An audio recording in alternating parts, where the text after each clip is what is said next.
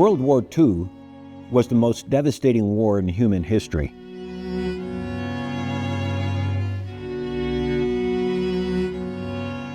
More than 76 million people were killed.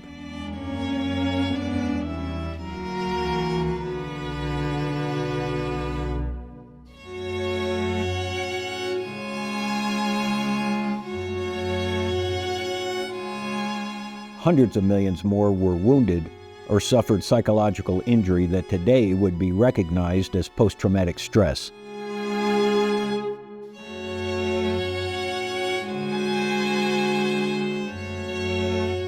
Many more lost their families, homes, places of employment, and other worldly possessions. Who fought on each side of the war, and what were they fighting about?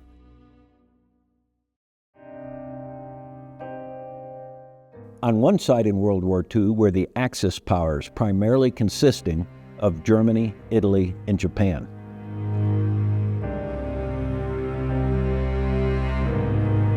Their goal was to expand their territorial boundaries, national wealth, and power through military force.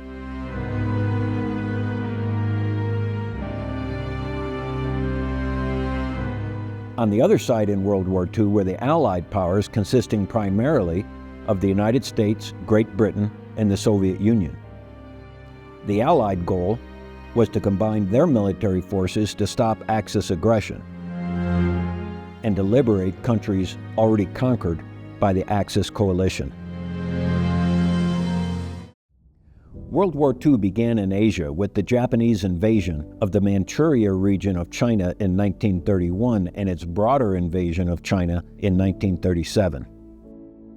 World War II in Europe began with the German invasion of Poland in 1939.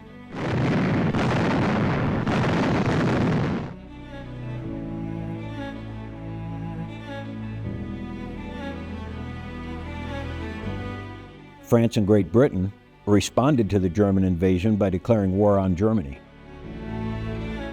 The United States initially refused to take sides and declared itself neutral.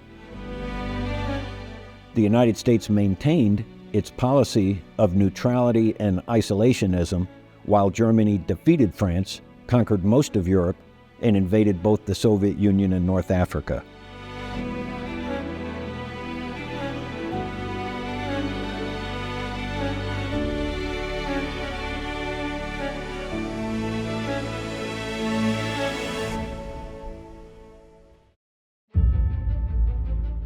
The Japanese surprise attack on the United States at Pearl Harbor in Hawaii, December 7, 1941, changed everything. Yesterday, December 7, 1941, a date which will live in infamy. The United States of America was suddenly and deliberately attacked by naval and air forces of the Empire of Japan. The United States entered the war to defend itself from direct attack rather than to join a conflict between other countries. Once the United States declared war on Japan, Germany declared war on the United States. World War II became truly global, with the Allies fighting Germany and Italy in the European or Western theater, and Japan in the Asia-Pacific or Pacific theater.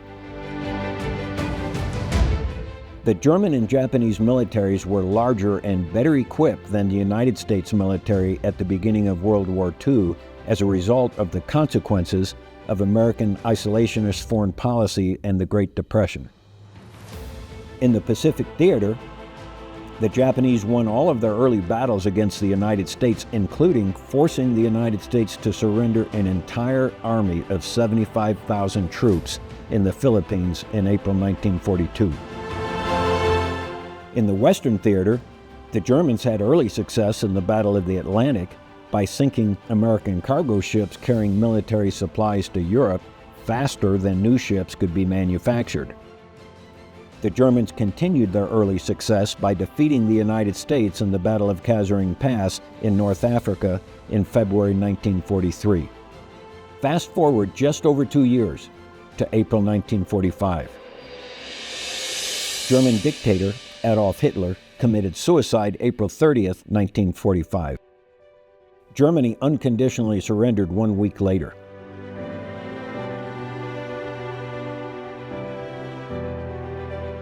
Japan unconditionally surrendered 3 months later.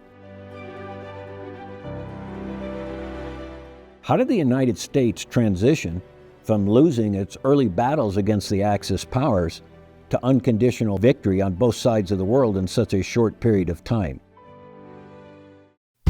Multiple factors contributed to American success in World War II, but one of the most important single factors was the strength of American manufacturing.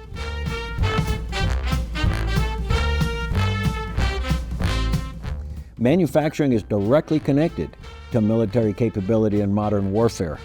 Military material stockpiled during peacetime is consumed quickly on the battlefield during war. Replacement material has to be manufactured. Although the United States had a weak military at the beginning of World War II, the United States had the largest, most productive manufacturing economy in the world. Less than 1 month after the Japanese attack on Pearl Harbor, President Franklin D. Roosevelt formed the War Production Board and told the American people, "We must outproduce our enemies overwhelmingly so that there can be no question of our ability to produce a crushing superiority of equipment in any theater of the World War." Once the United States converted its industrial base from manufacturing consumer goods to manufacturing military material, the war ended quickly. The United States manufactured everything needed to support expanding its military from fewer than 400,000 troops at the beginning of the war to a peak of 12.2 million troops in 1945.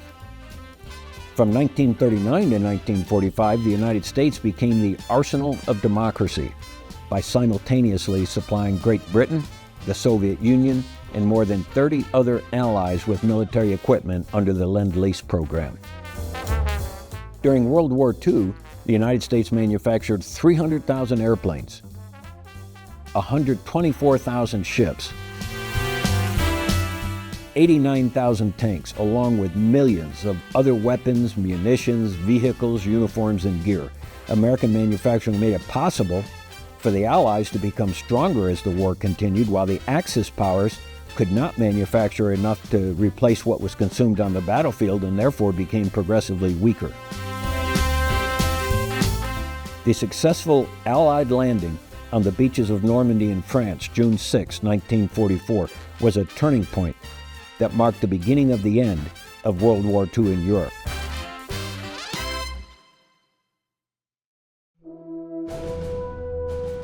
The Allies built on their success in the Battle of Normandy by liberating France, Netherlands, Belgium, Luxembourg, and invading Germany, while the Soviet Union recovered ground from Germany on the Eastern Front. Germany unconditionally surrendered, effective May 8, 1945, which is remembered in the United States as Victory in Europe, or VE Day. Japan continued to fight the Allies in the Pacific Theater after Germany surrendered.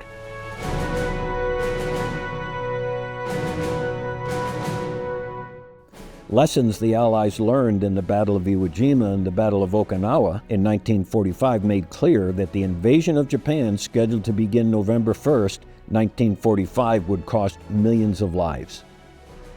The invasion of Japan was avoided, and millions of Japanese and American lives were saved when Japan surrendered in response to the United States dropping atomic bombs on Hiroshima and Nagasaki in August 1945. August 15, 1945 is remembered in the United States as Victory over Japan, or VJ Day. World War II changed the world. The United States learned the lesson that its well-intentioned policy of peace through isolation resulted in more deaths than lives saved. While the United States stayed out of the war, Nazi Germany and Imperial Japan committed mass murder and other atrocities on an unprecedented scale. Nazi Germany killed more than 6 million Jewish people through state-sponsored genocide that came to be known as the Holocaust. Imperial Japan killed millions of Chinese and other civilians in Asia through state-sponsored war crimes that sometimes are referred to as the Asian Holocaust. While the United States stayed out of the war, both Nazi Germany and Imperial Japan gained wealth and resources from other countries that helped the Axis powers make World War II bigger and more destructive than it would have been if the United States had stopped Axis aggression sooner. After World War II, the United States rejected isolationism and committed to global political and military engagement. This led to the creation of the United Nations. It led to the creation of the North Atlantic Treaty Organization, or NATO. The United States' experience in World War II led to its adoption of the Truman Doctrine in 1947, whereby the United States committed to stop the spread of communism around the world during the Cold War.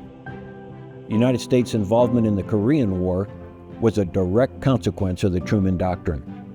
The United States' involvement in the Vietnam War and in other military engagements since the end of World War II was heavily influenced by lessons the United States learned in World War II about the perils of isolationism and the value of stopping aggression even when it takes place far from United States shores. Another consequence of World War II is it marked the beginning of the end of empires and colonies around the world. Throughout World War II, the Allies declared they were fighting for the right of self-determination, whereby every country has the right to govern itself free from foreign occupation. Colonialism and self-determination are contradictory. Former colonies all over the world, including India, Pakistan, Korea, Vietnam, the Philippines, Indonesia, Malaysia, Cambodia, Laos, Morocco, Algeria, and numerous other countries in Africa and the Middle East were inspired to become independent and self-governing in the years following the end of World War II. The last consequence of World War II we highlight is that World War II introduced nuclear weapons to the world.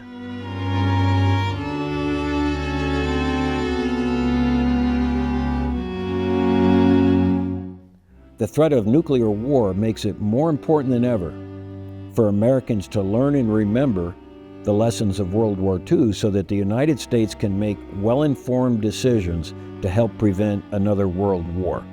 The stakes could not be higher. Imagine the consequences of a nuclear World War III. What are some of the lessons we learned from World War II?